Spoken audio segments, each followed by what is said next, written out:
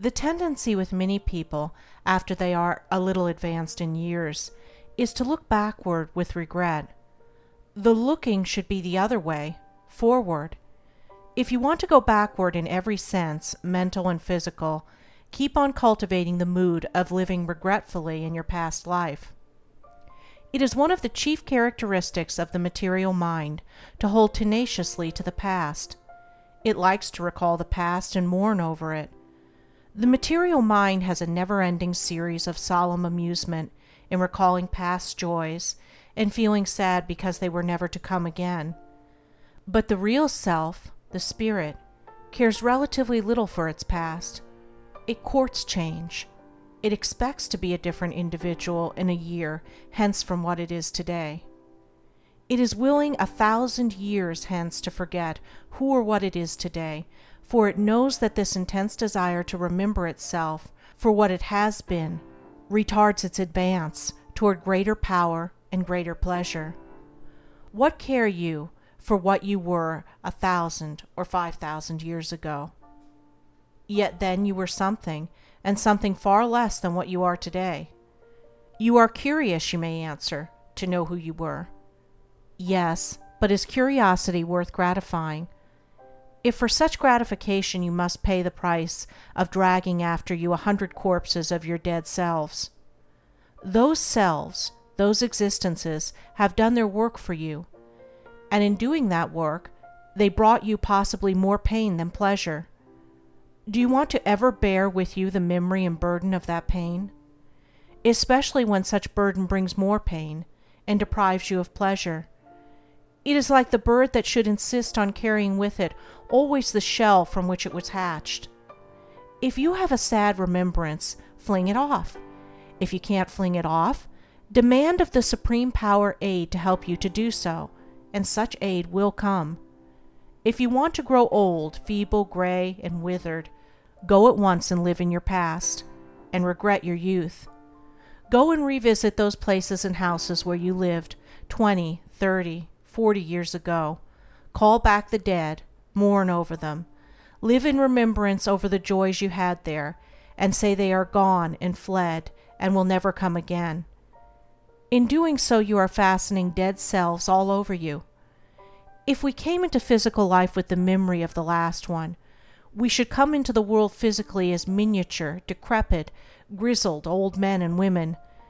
Youth physically is fresh and blooming because it packs no past sad material remembrances with it. A girl is beautiful because her spirit has flung off the past and sad remembrance of its previous life, and has therefore a chance for a period to assert itself. A woman commences to age, then she commences to load up with regrets over a past but 20 years gone.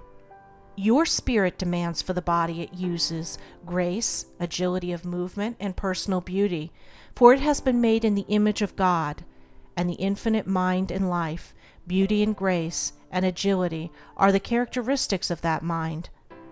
In that phase of existence we call childhood and youth, the spirit has the chance to assert its desire for beauty and agility, because it has not yet loaded up with false beliefs and regrets.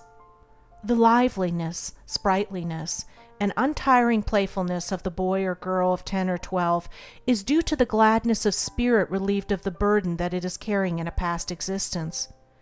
That burden was one of thoughts unprofitable to carry.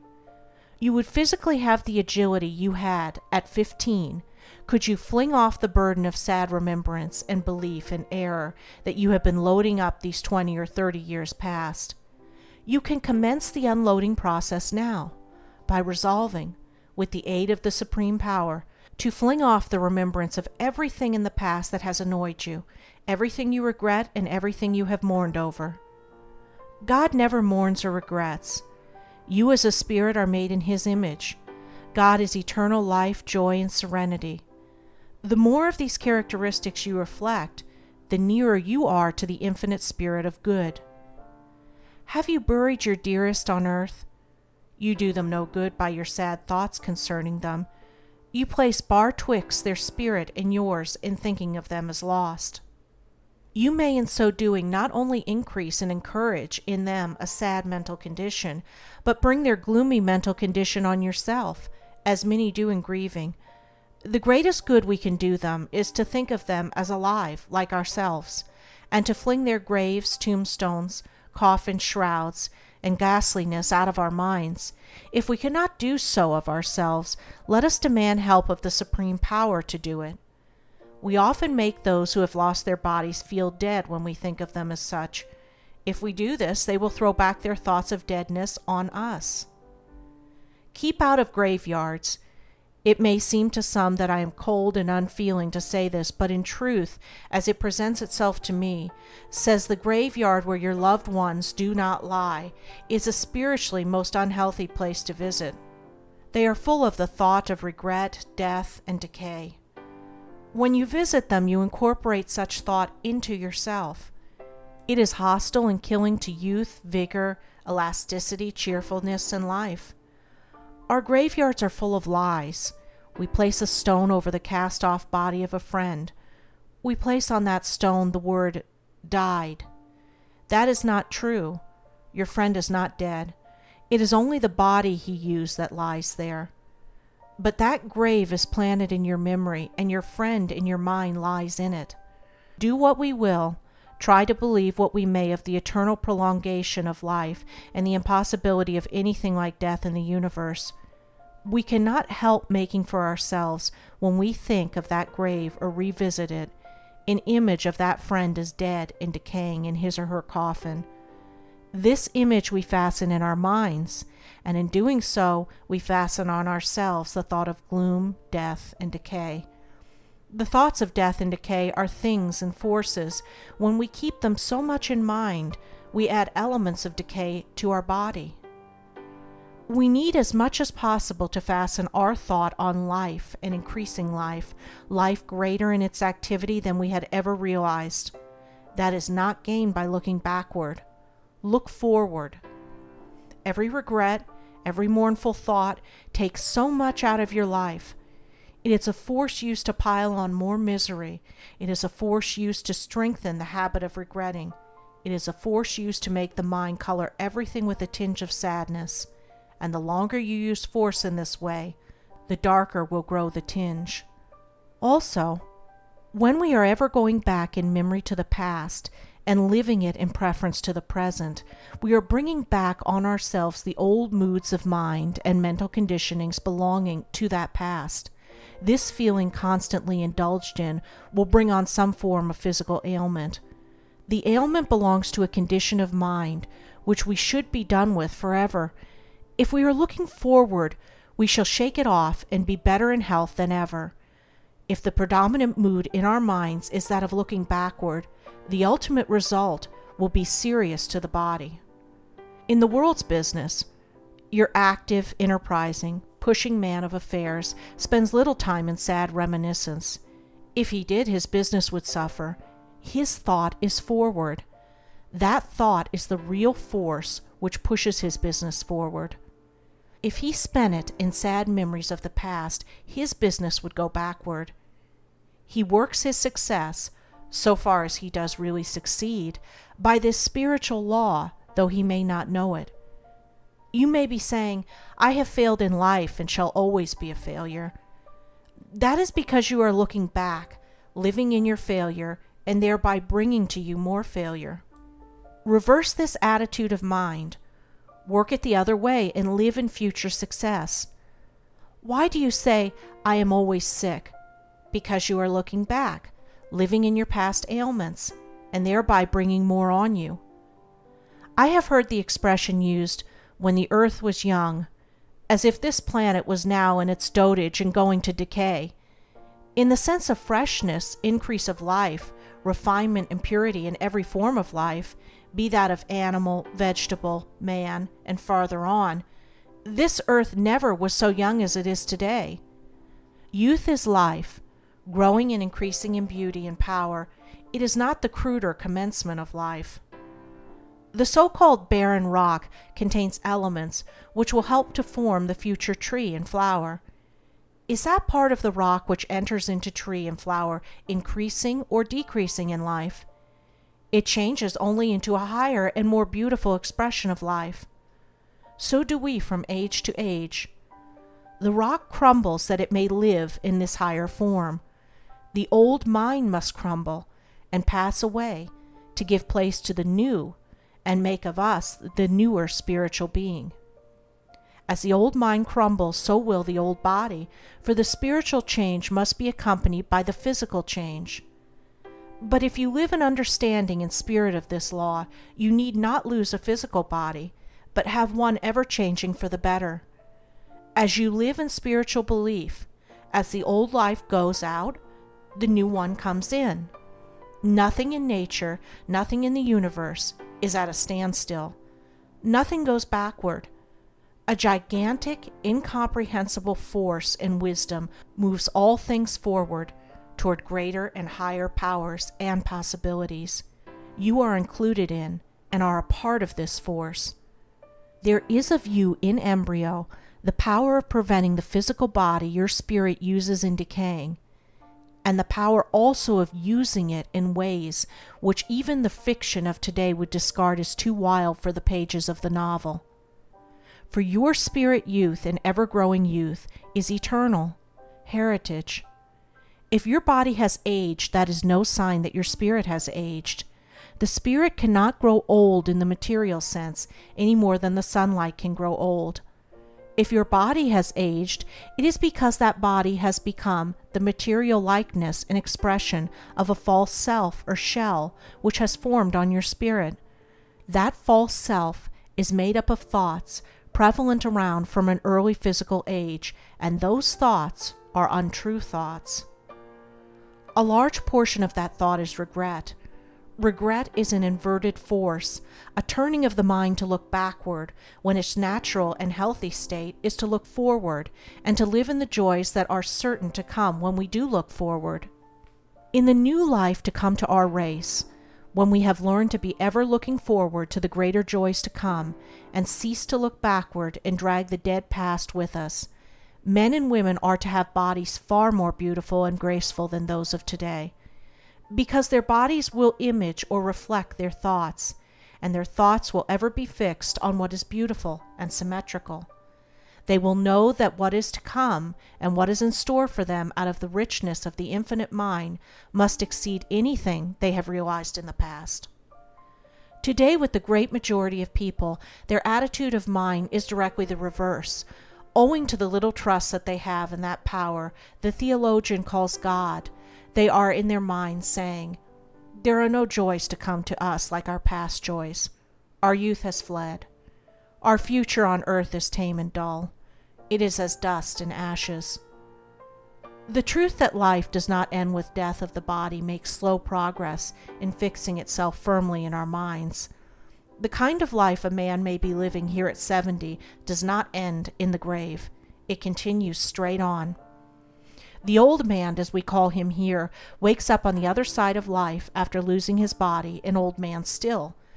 If he is one of those old men who have outlived their day and generation, who live in their physical past and look back on it with regret, who have become too old to learn and think that they have got through with it all, he will be just such an old man in the world of spirit. There is no sudden transformation into youth on the death of a worn-out, decrepit body. As the tree falls, so does it lie for a period, even in the hereafter. But in this state he cannot stay forever. He must grow not in age, but youth.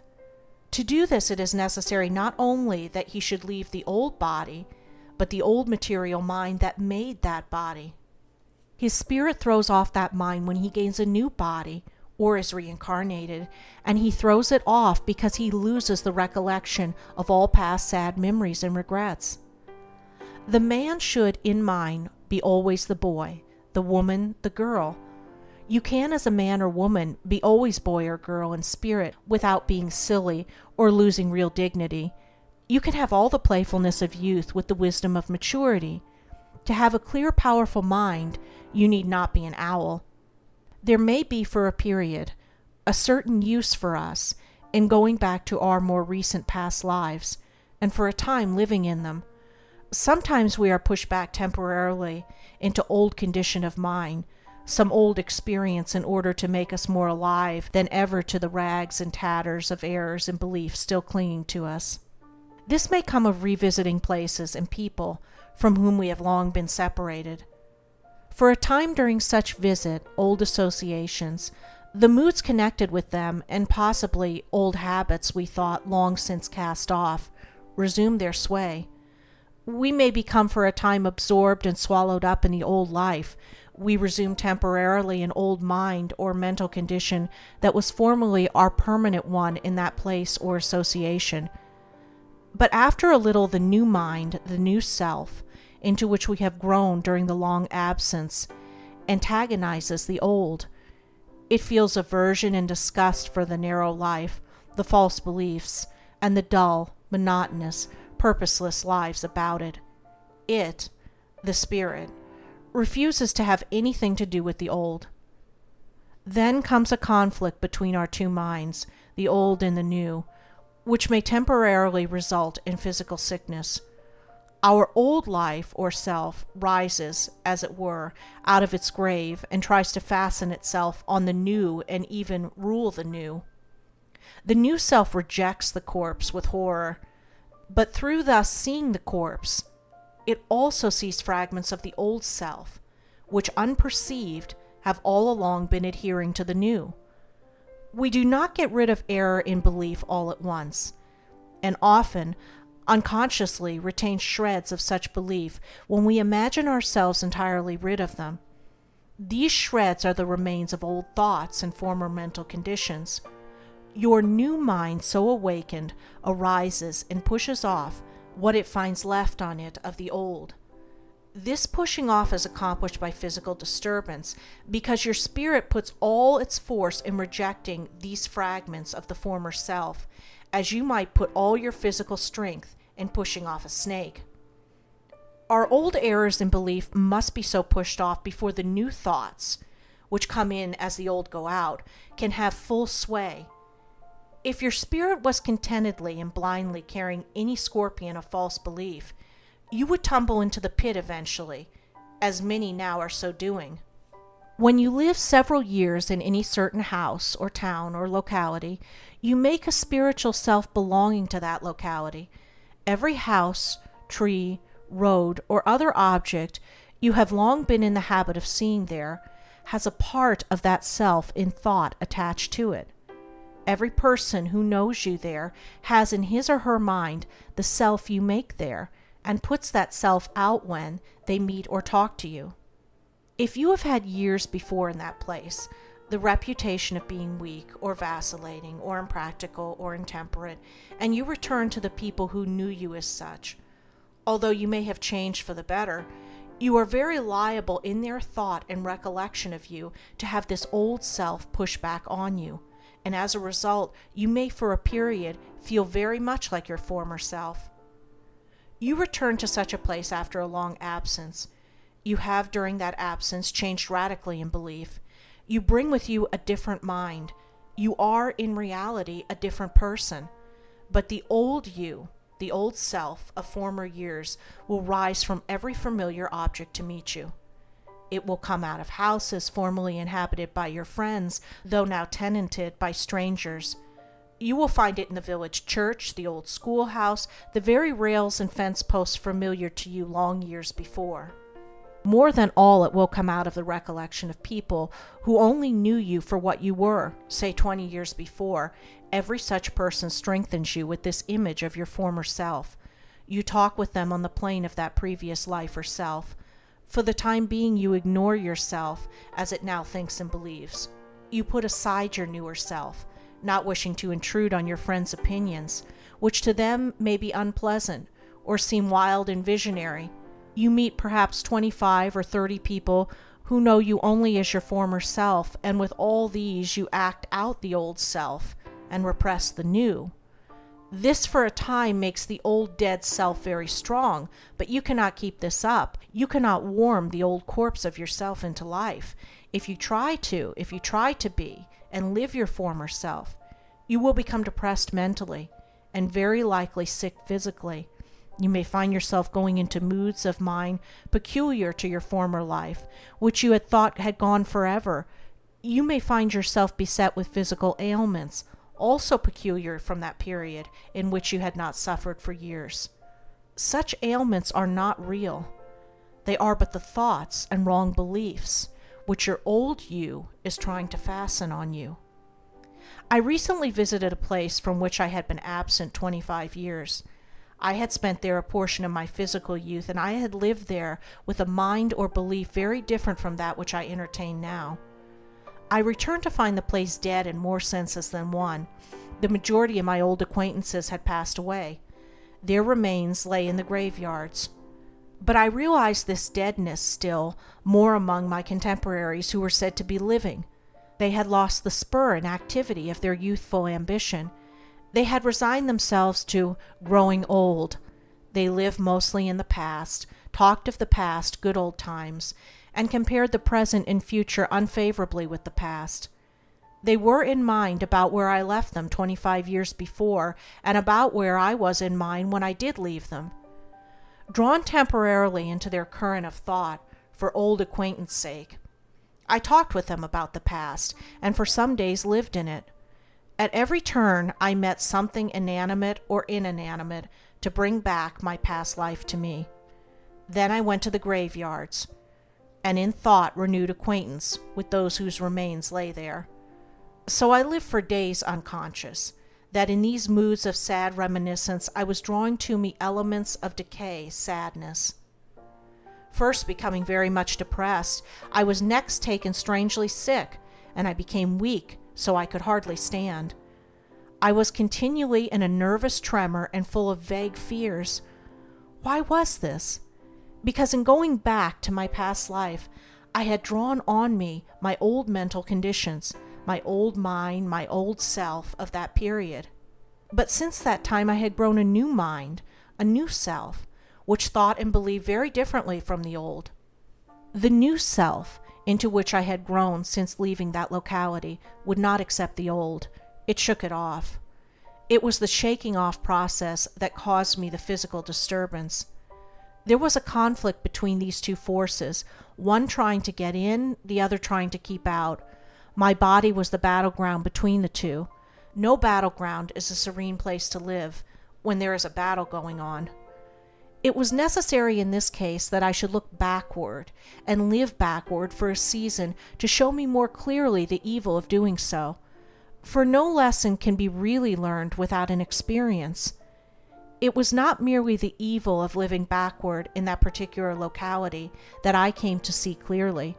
I also saw for the first time where I had unconsciously been living in the past, and living backward in numberless ways, and thereby unconsciously using up force which would have pushed me forward in every sense. I understood also, after passing through this process, why weeks before visiting the place I had felt depressed, and experienced a return of certain moods of mind I had not felt for years. It was because my spirit was already in that place and working through this change. The culminating point was reached when my material self touched that locality. All changes are wrought out in spirit, and often before our material senses are in the least aware of them. Let no one imagine that because I write of these spiritual laws that I'm able to live fully in accordance with them. I am not above error or mistake. I tumble into pits occasionally, get off the main track, and get on again. Power comes of looking forward with hope of expecting and demanding the better things to come. That is the law of the infinite mind, and when we follow it, we live in that mind. Nature buries her dead as quickly as possible and gets them out of sight. It is better, however, to say that nature changes what it has no further use for into other terms of life. The live tree produces the new leaf with each return of spring. It will have nothing to do with the dead ones. It treasures up no withered rose leaves to bring back sad remembrance. When the tree itself ceases to produce leaf and blossom, it has changed into another form and enters into other forms of vegetation. I do not mean to imply that we should try to banish all past remembrance. Banish only the sad part. Live as much as you please in whatever of your past that has given you healthy enjoyment. There are remembrances of woodland scenes, of fields of waving rain, of blue skies and white-capped curling billows, and many another of nature's expressions as connected with your individual life, and these can be recalled with pleasure and profit. These are not of the decaying past. These are full of life, freshness, and beauty, and are of today. But if with these any shades of sadness steals in, reject it instantly. Refuse to accept it. It is not a part of the cheerful, life-giving remembrance. It is the cloud which, if you give it the least chance, will overshadow the whole and turn it all to gloom. The science of happiness lies in controlling our thought and getting thought from sources of healthy life. When your mind is diverted from possibly the long habit of thinking and living in the gloomy side of things and admitting gloomy thought, you will find to your surprise that the very place the sight of which gave you pain will give you pleasure, because you have banished a certain unhealthy mental condition into which you allowed yourself to drift. You can then revisit the localities connected with your past, remember and live only in the bright and lively portion of that past, and reject all thought about sad changes and those who have passed away never to return, etc. I have proven this to myself. Is there any use or sense in admitting things to have access to you which only pain or injure you? Does God commend any self-destroying suicidal act? Grief does nothing but destroy the body.